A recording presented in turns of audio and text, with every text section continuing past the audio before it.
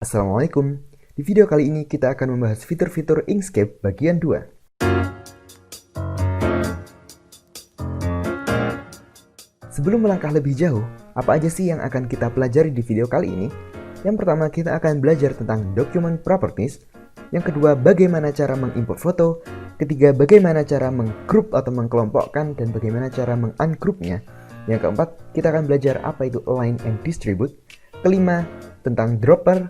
Keenam, bagaimana cara membuat gradient color. Dan yang terakhir, kita akan mempelajari fitur opacity dan blur.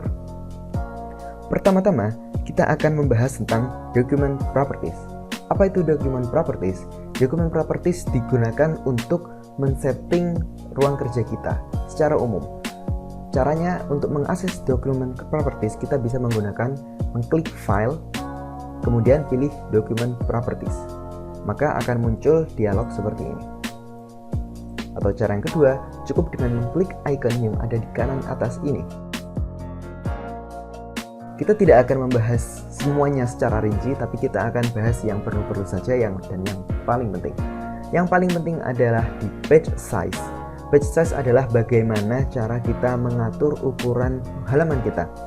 Secara default, Inkscape menyediakan ukuran A4, tapi kita memiliki beberapa opsi lainnya seperti ukuran A0, ukuran A5, dan ukuran-ukuran yang lain. Bisa kalian lihat di sini ukurannya akan berubah. Kita kembalikan ke A4. Selain itu, ada juga orientation. Orientation itu berarti dia akan vertikal atau horizontal. Di sini portrait artinya dia vertikal, sedangkan landscape dia jadi horizontal seperti ini. Selain ukuran halaman yang sudah disediakan, kita bisa mengcustom sendiri ukuran halaman kita dan mengatur di custom size. Di sini satuannya menggunakan milimeter, kita bisa ubah sesuai keinginan kita, dan di ukuran A4 ini ukurannya adalah 210 mm untuk lebarnya dan tingginya 297 mm. Kita juga bisa mengatur apakah halaman kita mau diperlihatkan batasnya dengan mengklik yang ini. Kalau misalnya ini nyala, berarti dia batasnya terlihat. Kalau ini mati, dia tidak terlihat. Dan di sini ada bayangan kecil di kanan dan bawah halaman. Ini bisa dipilih mau diperlihatkan atau tidak. Oke. Untuk kali ini kita biarkan seperti defaultnya, oke? Berikutnya kita akan belajar bagaimana caranya mengimport foto atau memasukkan gambar ataupun foto ke dalam pekerjaan kita. Ada dua cara. Cara yang pertama adalah dengan mengklik file kemudian pilih import, atau kamu bisa mengklik di keyboard Ctrl-I. Selanjutnya kamu cukup memilih foto yang ingin kamu masukkan. Kita coba masukkan gambar beruang yang ramah ini. Klik OK. Bisa kita lihat beruang kita yang ramah sudah bergabung ke dalam Inkscape kita. Cara yang lain adalah dengan membuka Explore, kemudian pilih gambar dan tarik ke dalam pekerjaan kita, workspace kita di Inkscape. Kemudian lepas. Klik OK. Foto kucing yang tadi kita masukkan sekarang sudah bergabung ke dalam pekerjaan kita. Fitur selanjutnya adalah group dan ungroup. Ini berguna untuk mengelompokkan objek-objek yang kita pilih. Misalnya di sini kita memiliki 3 objek. Objek ini berdiri sendiri masing-masing. Kalau kita gerakkan yang satu, yang lainnya tidak akan terpengaruh. Tapi kalau kita mengkelompokkannya dengan memilih objek-objek yang ingin kita kelompokkan, kita cukup menekan Ctrl-G. Sekarang mereka menjadi satu kesatuan. Bagaimana cara memisahkannya? Cara memisahkannya cukup dengan menekan Ctrl-U. Ada cara lain untuk melakukan grouping dan ungrouping, yaitu dengan memilih objek-objek yang ingin kita kelompokkan, kemudian klik icon yang ada di atas ini. Dia sekarang menjadi satu kelompok atau satu grup. Cara memisahkannya cukup klik icon yang ada di kanannya. Sekarang mereka terpisah. Fitur yang tak kalah penting berikutnya adalah align and distribute. Kamu bisa mengakses fitur ini dengan mengeklik icon yang ada di atas kanan ini. Fitur align berguna untuk menyamaratakan posisi, sementara distribute digunakan untuk mendistribusikan secara seimbang objek-objek yang kita pilih. Untuk lebih jelasnya, kita langsung praktik. Yang pertama kita akan belajar tentang align dulu. Perhatikan relative to yang ada di sini. Di sini tertulis last selected. Artinya, objek yang terakhir dipilih akan menjadi patokan untuk align kita atau menyamaratakan posisi. Misalnya kita memilih orange, kemudian yang lingkaran, dan yang terakhir yang di bawah. Artinya, objek yang ada di bawah ini yang akan menjadi patokan untuk menyamaratakan posisi. Kita klik icon yang ini, align right sides. Jadinya semuanya akan sama rata ke kanan berdasarkan objek yang ada di paling bawah yang terakhir dipilih. Kalau misalkan kita klik yang rata kiri, maka semuanya akan rata ke kiri berdasarkan objek yang terakhir kali dipilih.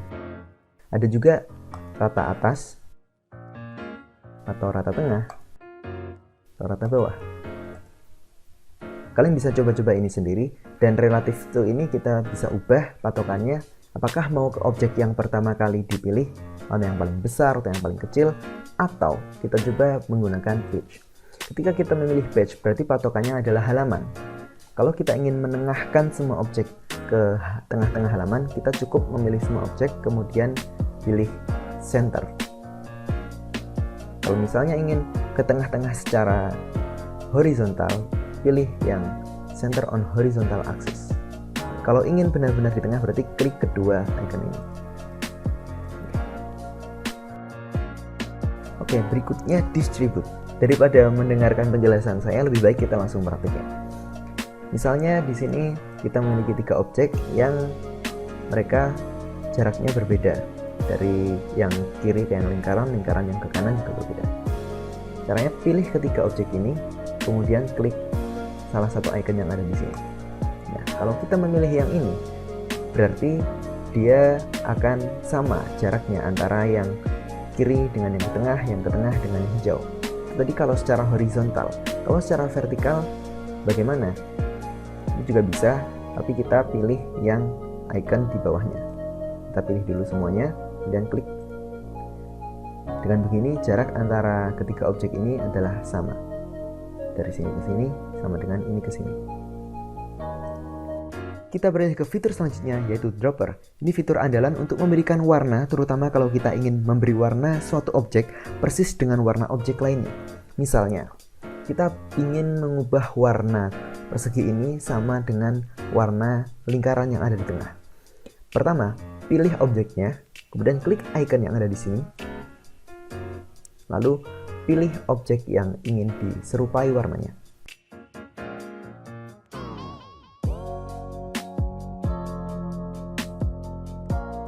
Fitur ini juga bisa diakses dengan dialog fill and stroke yang ada di sini. Klik icon kecil ini dan pilih. Setelah mengetahui cara mengambil warna, kita coba bereksperimen membuat gradient color. Ada beberapa cara. Cara yang pertama, kamu cukup mengklik objek yang ingin diubah warnanya, kemudian klik icon ini, tarik seperti ini, dan kamu sekarang memiliki warna gradien dari suatu objek. Bagaimana cara mengganti warnanya? Kita cukup mengklik titik yang ingin kita ganti warnanya, misalnya yang kotak, kemudian kita pilih warna yang ada di bawah.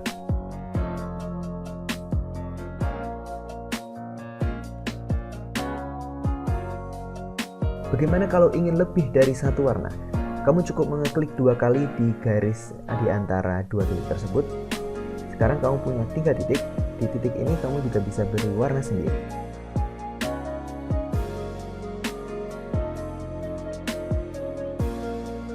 Teman-teman perlu tahu juga nih, kalau gradien itu sebenarnya ada 2 jenis. Yang pertama linear dan yang kedua radial.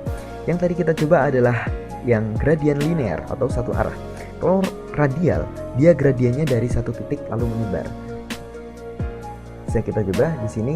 Ketika kita memilih yang ini, maka dia linear. Tapi kalau kita klik yang satu ini, dia akan menjadi radial. Kita coba. Lihat, dia jadi radial. Dari tengah dan menyebar. Kita bisa ganti warnanya sesuai keinginan kita. Fitur terakhir di video ini adalah opacity dan blur. Ini simple. Opacity artinya mengatur transparansi objek. Kalau opacity-nya rendah akan semakin transparan, kalau tinggi akan semakin jelas. Ini diatur di dialog fill di bagian bawah. Sini. Caranya adalah mengklik objek yang ingin kita atur opacity-nya. Supaya lebih terlihat, kita coba tumpuk objeknya seperti ini. Kita bisa lihat ada objek lingkaran paling depan, kemudian di belakangnya ada yang oranye, dan yang paling belakang ada yang hijau. Kita coba yang paling atas, kita atur opacity-nya dengan menggeser garis ini.